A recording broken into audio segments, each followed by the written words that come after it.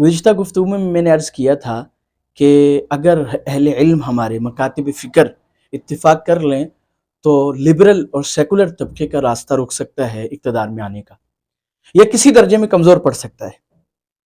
अब मैं आपसे अर्ज़ करूँगा कि इस सवाल का जवाब कि अपने अपने फ़ुरू इख्तिलाफ़ात के बावजूद क्या ऐसा मुमकिन है? तो यकीनन ऐसा मुमकिन है और इसकी बहुत सारी मिसालें हैं।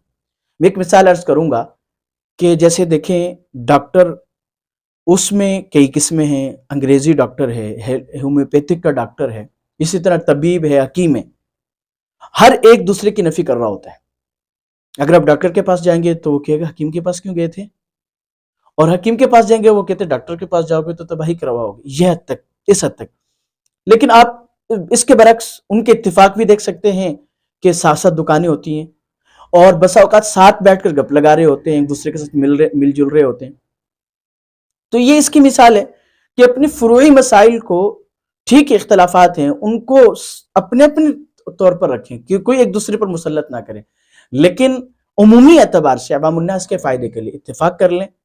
और जैसे और बहुत सारी मिसालें इसकी, तो अगर हम इत्तिफाक के राय से काम ले लेंगे तो बड़ी हद तक इस तबके का रास्ता रुक जाएगा।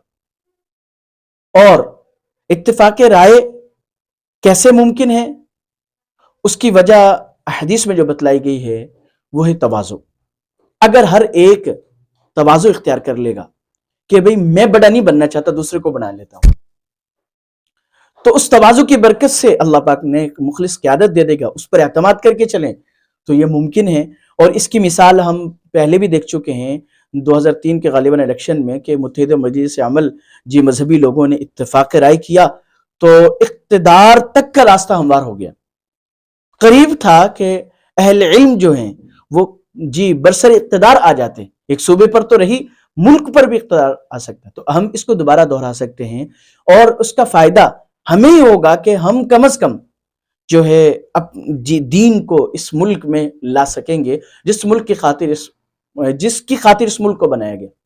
अच्छा, एक बहुत अहम बात मैं आपसे अर्ज़ करने लगा हूँ कि जो मुल्हिद किस्म के लोग हैं उन्होंने ये बात फैलाई हुई है। वो कहते हैं अगर मौलवी लोग आ जाते हैं तो जिस मकतबी फिक्र का बंदा आएगा वो तो दूसरों को खा जाएगा।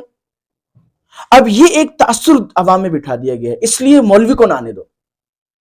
जबकि हकीकत यह है कि हम 1400 साल तारीख दोहरा लें, जितनी भी इस्लामी सल्तनतें रहीं उनमें गैर मुस्लिमों की इबादत गाहों को की हिफाजत यूं की गई, गैर मुस्लिमों की हिफाजत यूं की गई जैसे मुसलमानों की गई। तो अगर एक मकतब फिक्र हुकूमत में आ जाता है तो उसका ज़मीर इस बात को गवारा नहीं करेगा कि वो दूसरे मकतब फिक्र को बिल्कुल सफ़हस्ती से मिटा दे या उसका रास्ता रोक दे। ऐसा नहीं होगा। या अब ये तासुर अवाम में फैलाएं कि ऐसा नहीं होगा, न पहले हुआ है न कभी होगा। जबकि उसके बरक्स जी जितनी भी इस्लामी सल्तनतें रही हैं उनमें गैर मुस्लिमों तक को आज़ादी से इबादत करने की इजाज़त दी गई है, तो मुसलमानों को क्यों नहीं दी जाएगी? तो ये तासुर ख़त्म करना होगा कि भाई कोई भी आ जाए, लेकिन कम अज़ कम वो मज़हब का तो ख्याल करेगा ना। और मज़हब को चंद मसाइल में इख्तिलाफ है, अल्लाह के दीन को जी नाफिज करने में किसी का इख्तिलाफ नहीं। और फिर दो बड़े मकतब फिक्र फ़िक़्ह हनफी से ताल्लुक़ रखते हैं और फ़िक़्ह हनफी नाफिजुल अमल रही है इस्लामी सल्तनतों में। तो इसलिए मैं समझता हूँ कि अपने अपने फ़ुरू इख्तिलाफ़ात के बावजूद इत्तिफ़ाक़ मुमकिन है और इसके बहुत सारी मिसालें हैं और इसी के लिए कोशिश करनी चाहिए।